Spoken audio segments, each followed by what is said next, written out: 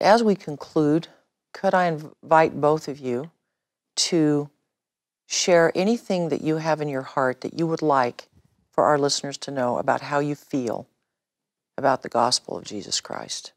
And Sister Christofferson, may I ask you to go first, and then we'll conclude with Elder Christofferson.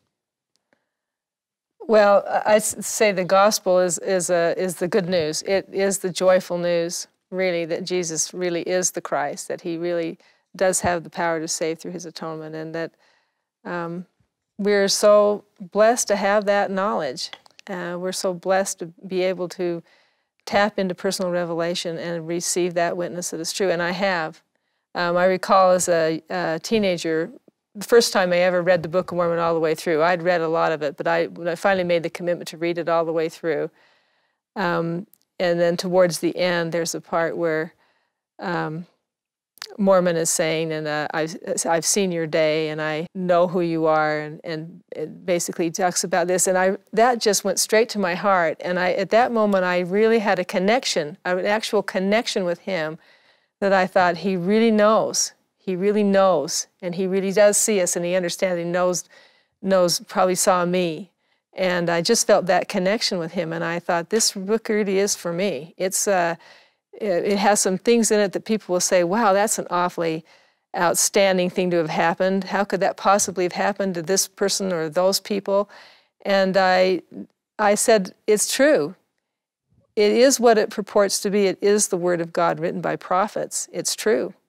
And that was the basis, really, of everything, my bedrock testimony going forward from there, that it was true, that the Lord is behind this work, that he loves us, and that there is life after death, and working for what is there, whether we have those kinds of blessings that we can see in our life, it's worth it, because what he's promised is going to be a reality. And that makes a big difference, I think. We go through a lot of things in life, and not everything works out great in this life. We don't get everything we want in this life necessarily. I think living the gospel will give us happiness, it'll give us peace, but it may not give us every fairy tale thing we thought would happen. It's not all going to turn out that way.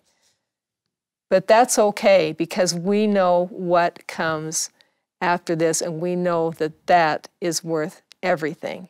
This is just a span of time like that, and we go through all eternity with the Lord, and it's worth that, whatever we can do to achieve that. And that's basically my testimony.